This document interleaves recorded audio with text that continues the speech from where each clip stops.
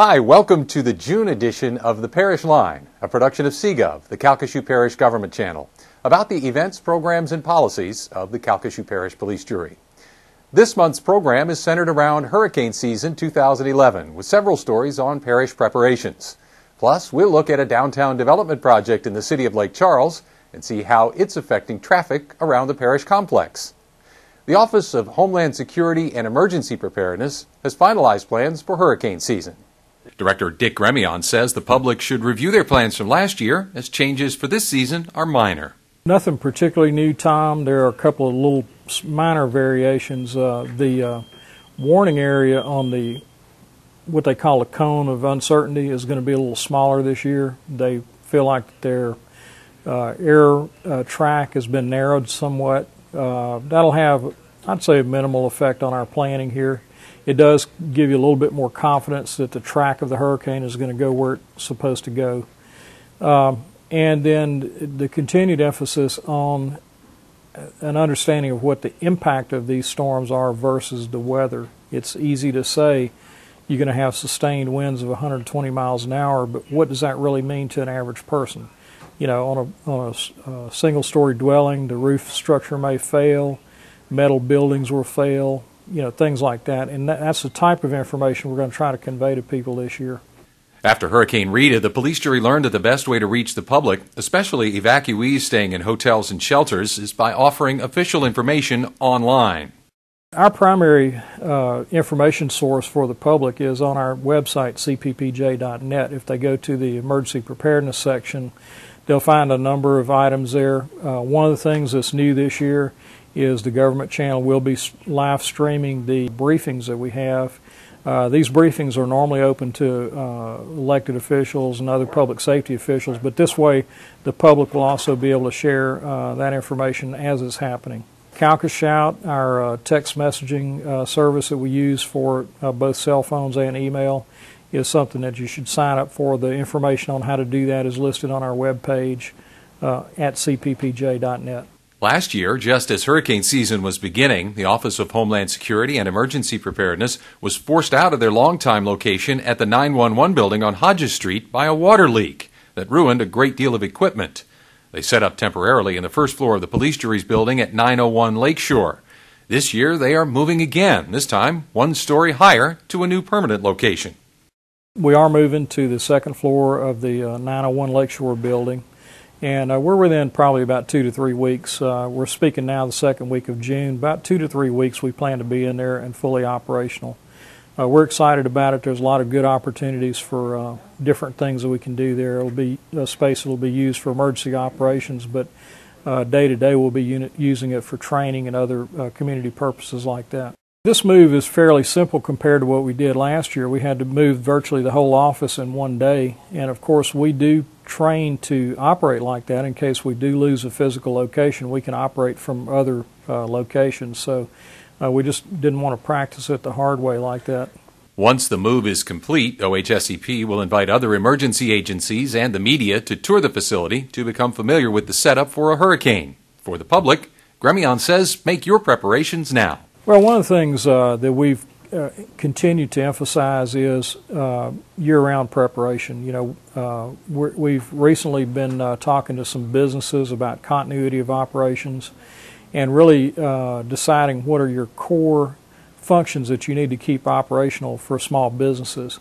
They're the lifeblood of our community, as you know, and we would like to see them be as prepared as they can be.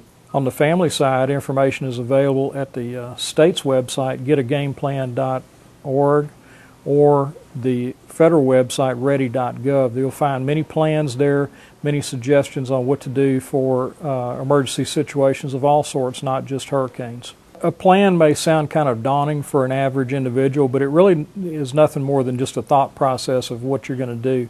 Know where you're going to go, who you're going to go with, how are you going to get there. Have all of your vital phone numbers that you might need to get in touch with when you're either here or people being somewhere else or you being somewhere else together. Make sure for people who have pets that they have a plan for their pets. people who have special medical needs, make sure that you have enough medicine to take with you or a prescription that you can have filled when you're out of town. One of the most common things that people forget are their either their medication or their prescription, and if you get somewhere, those could easily be taken care of if you bring your prescription with you. People always ask, are we going to have a hurricane this year? And as a weatherman once told me, we have the same chance of having a hurricane this year as we did last year, and next year will be the same chances we had this year. So only the one that hits us is the one that counts. So keep that in mind. If you live in southwest Louisiana, you need to be prepared for hurricanes. Right now it's very dry. We're having wildfire problems.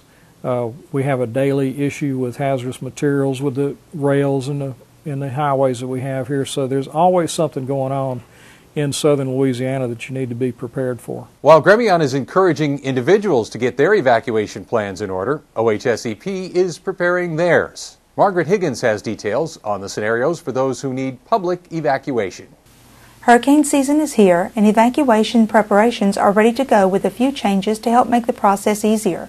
Emergency Response Coordinator for the Calcasieu Parish Office of Homeland Security and Emergency Preparedness, Lenny LaFleur, explains. We made a couple adjustments on how people enter the Civic Center for evacuation. We're going to enter now through the exhibition hall and come out into the arena is the only real difference. People are going to have to remember to make sure that they bring their driver's license and bring minimal needs, as in medications, any personal papers that they may need, maybe a change of clothes, something small, and we're going to put out more PSAs on what they need to bring in a couple of weeks for evacuation, whether it be a shelter or they evacuate on their own, what they need. Transportation will be available for those who need a way to the Civic Center. Within the city, we're going to have the city buses are going to be running certain routes, and we'll announce those. But if you need to be picked up, if you don't have a vehicle, then you just go to a normal bus stop route, and they'll pick you up within the city. Outside of the city, the parish will be running actual buses, and there are certain points in each outlying city and town that there is a pickup point, and that town will tell you where to go. Certain towns have different areas. There will be parish buses that will be going through all those places to pick up and bring them to the Civic Center. So if people drive themselves to the Civic Center, they're driving at their own risk, because we're not responsible for any vehicles left behind. And if you've seen any video from the past few hurricanes, that usually floods. So I'll definitely not leave any vehicle here. If there's medical special needs, if they need a medical bus or anything special, all they have to do is call. During that time, we'll have a number posted. Call the Office of Community Service, and they will send a special bus to pick up any special needs population. When you arrive at the Civic Center, your information will be entered into a computer. It's a fairly new system. It's been in place for a few years. It's called the Phoenix system. It's a fantastic system for tracking. What it is software that we're able to use to track everyone that we send out on a bus. And basically what we do is we're able to swipe the card into a computer. We get all of their information. That information is then attached to that person, and we band them with a barcode.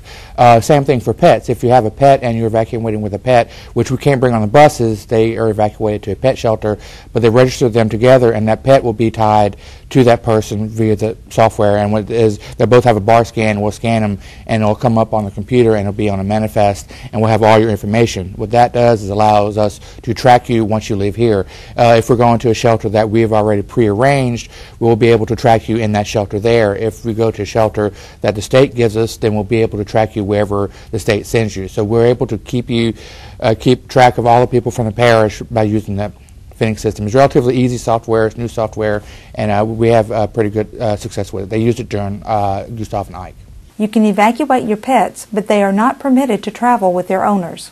The only pets that are allowed with their owner are working dogs, as in CNI dogs. It has to be a medical excuse, so the only pets allowed. All other pets will be evacuated separately by the parish animal control in conjunction with Department of Agriculture. And what they do is they actually have a couple of trucks here that come here, and it's air conditioned and it's caged, and what they do is they bring the animals in, register them with their owner. Those go to a pet shelter. Now the pet shelter is located in Ellick, for one I know, and they're maintained there by animal control staff and by ag staff, and they're taken care of. but that's the shelter that they go. So they're not, unless you go to the mega shelter in Elliott, you won't be with your pets. But the pets will be taken care of, and as soon as we get the word for to bring our people back in, they will get the word also, and we'll bring them. We'll try and do it so where they come at the same time, but more than likely the people will be back first, and then the pets will come second. If you have a medical condition and need to evacuate to an area for special needs, Office of Homeland Security and Emergency Preparedness EMS Specialist Rob Doltrell has the details. Programs that we have is through the Calcasieu Parish Communication District, or 911. It's called SNAP, called Special Needs Assistance Program. And it operates in a matter that you fill out an application and give us a brief history, a medical history about yourself, and you're registered into the database. It's also very beneficial on the day-to-day operation that if you ever call 911, we know who you are and we know your medical history, so it helps us determine what the needs are before the ambulance even arrives. But we use the Special Needs Assistance Program to do a ring down during evacuation need. So you get a phone call from the police jury saying, do you need assistance or not? We also have, for those who have not registered, we also have we have a phone number that we'll post during the evacuation time to get you registered to be picked up. Now we do have our paratransit system that will go in and pick you up, whether you need just a standard ride to the Civic Center for evacuation, or if you have special needs like a wheelchair or even bedbound, we'll send an ambulance or a wheelchair. But we need the citizens to call in and give us that information of where they live and what kind of needs that they have. Once we have gotten that information and we're getting closer to the evacuation point, we'll put a program together and start going in and picking up the citizens, bring them to the Civic Center. They'll be evaluated by nursing staff, doctors, nurses, to determine what their special needs are.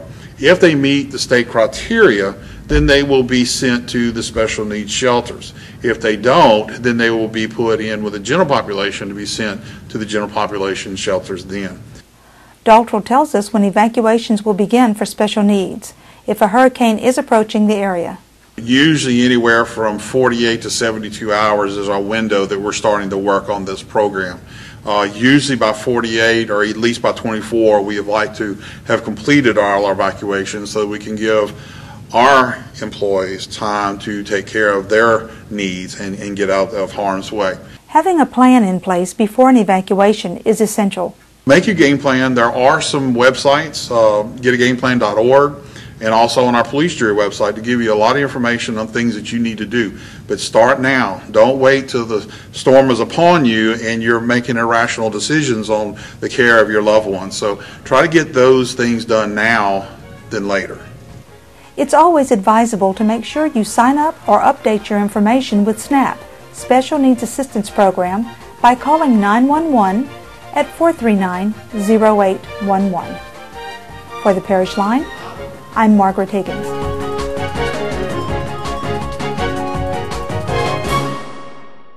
If you are already registered for SNAP or Calcasieu and your information is the same, you do not need to call again. OHSEP works in close coordination with the Federal National Weather Service during hurricane season. Molly Morgan visited the local office to report on their preparations. Forecasting hurricanes can be traced as far back as the 1700s. Warning coordination meteorologist with the National Weather Service here in Lake Charles, Roger Erickson, tells us more. Well, the history of forecasting hurricanes actually dates back, we know for sure, as far back as Christopher Columbus.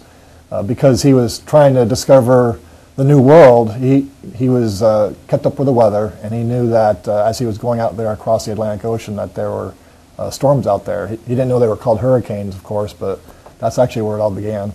But really the art of forecasting hurricanes started in Cuba in the 1880s.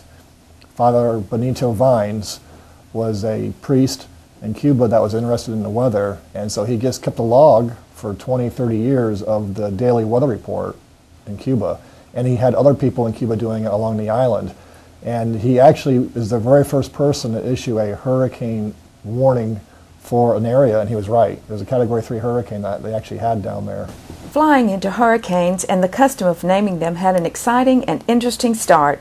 The very first person to fly into a hurricane actually happened in World War II over in Houston. Air Force guy decided he wanted to check out the weather, so he actually flew into the eye of a hurricane that was making landfall over in Houston-Galveston's area. And so they started making up names. They decided to use their girlfriends, their wives, their grandmothers, just some significant woman figure in their life is where it all began in the military days. So that eventually transitioned into naming hurricanes with the National Weather Service, or the Weather Bureau back then. With so much information on the internet, today's forecasting is more visible. Just like we're sitting here in the National Weather Service analyzing computer models, analyzing satellite data, radar data, service weather observations across the globe to predict where the hurricanes are going next, people can actually sit at home on the internet and watch this stuff happen as well. The dangerous thing there is to not take things in your own hands and start speculating that something is going to be suddenly affecting an area or not affecting an area based on what you're seeing. You need to listen to the trained meteorologists out there, whether it's in the Weather Service or the meteorologists on local TV stations.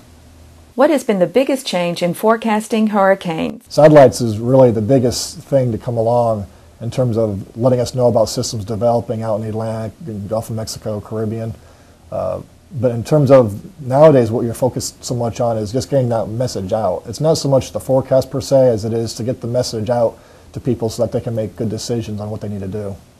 How active is the 2011 hurricane season expected to be? Meteorologist in charge with the National Weather Service, Andy Patrick, explains. This year especially, we are expecting a very rather active year, but perhaps not as active as in 2010. And conditions are not quite as favorable, particularly over the Atlantic. We're transitioning away from a La Nina climate pattern. Of course, we're obviously still in a very active multi-decade period of hurricanes, so I think we're going to probably be, again, very active year, and whether that translates into active hurricane season for the continental United States still obviously remains to be seen. There are several issues involved in determining how active a season will be. There's quite a few factors involved, and again, when it comes to forecasting hurricanes, even over a very longer term, we look at both the atmospheric conditions as well as the oceanographic conditions as well. And trends have shown that during a 20 to 30 year period is where we seem to have more active periods, and then it will cycle more towards a lesser activity period. For example, around the 1995 time frame is when we started to begin seeing a more active climatological period for hurricanes, and then from about the mid-60s to about 1995, about a 30-year period, we actually started seeing much more decrease.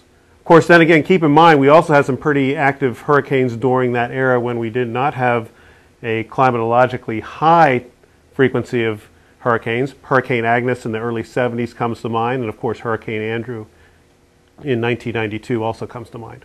There is something new for both the National Weather Service and the National Hurricane Center. The National Weather Service and National Hurricane Center both have Facebook pages, and we have a lot of people wanting to interact via Facebook to get whatever information they can on preparedness, perhaps about ongoing tropical activity. So I would just, everyone is involved in social media. Many people have Facebook accounts, obviously. It's a good way to track what's going on with the tropical systems, besides of course, our webpage, and of course, staying tuned to the local media. Conference calls with the National Hurricane Center have several purposes. For the most part, that purpose of that conference call is to discuss with the impacted areas where the storm will be tracking. Now, as if a hurricane or tropical storm affects our local area, more immediate concern, we'll start talking a little more potentially about watches and warnings and so forth, and then, of course, we'll be discussing this with our local emergency management community as well as hurricanes get closer and closer to our area, could potentially affect southwest Louisiana. To find out more about this year's hurricane season, visit the website www.weather.gov/Lake Charles. For the Parish Line, I'm Molly Morgan.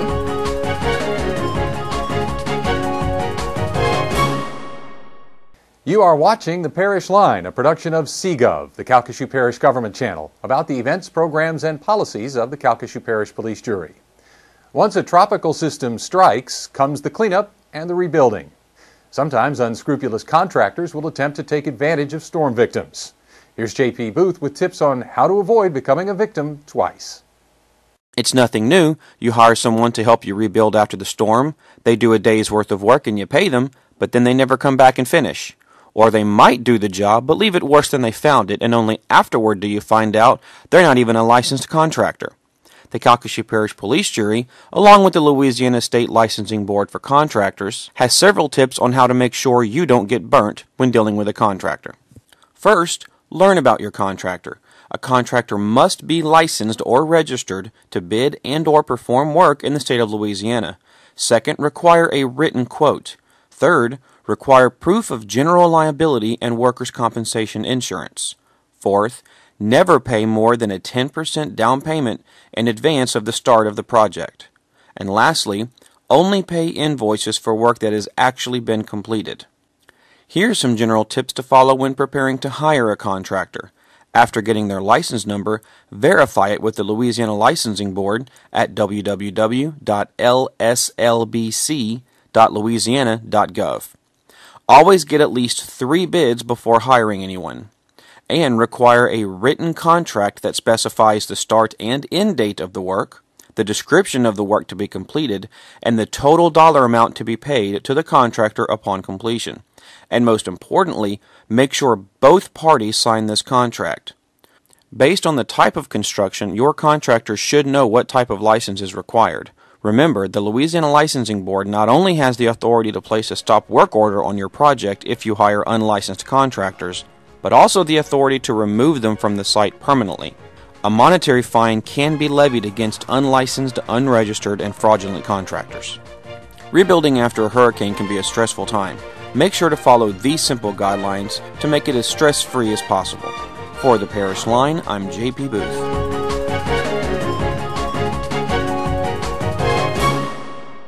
To report a complaint, call the Louisiana Licensing Board of Contractors at 800-256-1392.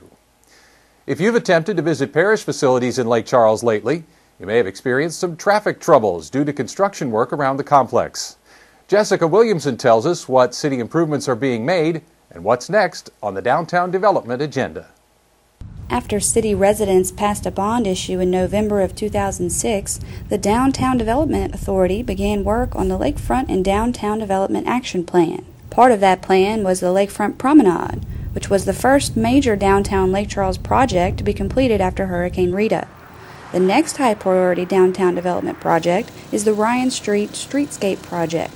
The construction begins with the intersection of Ryan and Gill Streets. We're going to be closing the intersection while we do this improvement. It'll end up being a very beautiful, what we call medallions.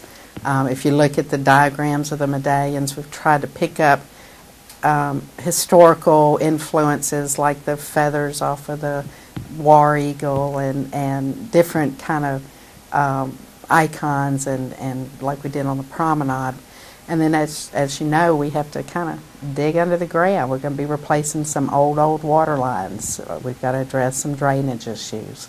So not only are we providing a nice, beautiful sidewalk and on the surface, but we're also helping to remedy some of that old infrastructure as we work through these projects. While the ultimate goal is to connect the Ryan Streetscape with the promenade, the downtown area will temporarily be disjointed. Motorists should follow posted detours and expect some delays. All downtown businesses and government operations are expected to remain open during the project. We still have all of our government functions. Motorists just use caution. We've notified all your government agencies, specifically your retail and businesses will be a little more affected as we move down Ryan Street. But we try to give flyers. They can hand them out to their customers. You know, we want the agencies to be able to be very proactive to letting their customers know maybe some alternative routes. We have a sequence plan. The sequence plan is essentially a clearance to Kirby, and you'll do one sidewalk, you'll do the intersection, which is Gill on this plan, and then you'll go back down the other side of the road and go back to Clarence. That'll be completed. Then we're going to start at Kirby to Broad, and we'll do the same thing. We'll do the sidewalk infrastructure. We'll come back and do the Peugeot Street intersection, go back down the other sidewalk. That'll be complete. So as we move down, it's just in those little small 2 or 3 block segments so that we can have as much open access as possible. The streetscape project will begin at the Gill Street intersection of Ryan Street and will continue through to Pine Street. The project is expected to make Ryan Street more pedestrian friendly. Very much improved ADA access with the intersections. You'll have the push button crosswalks, things of that nature. So you're just going to have a really much better pedestrian oriented. You'll have the shade, you'll have benches, you'll have trash cans, you'll have bike racks. We're going to be adding a lot of street front parking.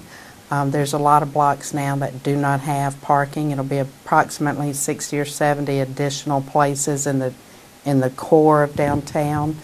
While the streetscape project is a priority, it's not the only thing the city's been working on. The Piton Coulee Bridge, Millennium Park improvements, and a city transit facility are just a few upcoming capital projects. The new transit center that just got awarded this week, and so we're going to have a new city facility. We're going to be looking at the new city court coming downtown. The Coulee Bridge at Ryan Street, that's a state DOT project. It's already begun.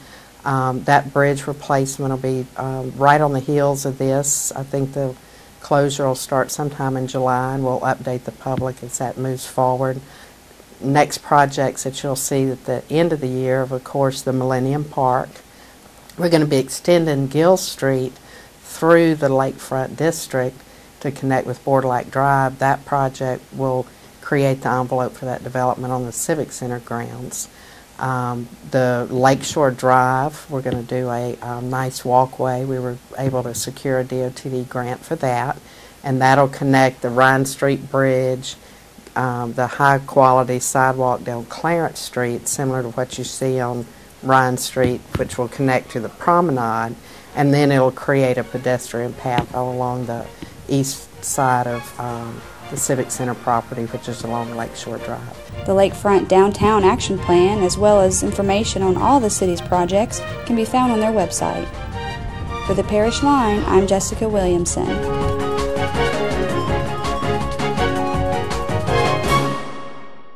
Crews are working 7 days a week on the Ryan Streetscape project. The Gill Street intersection is scheduled to be completed by early July.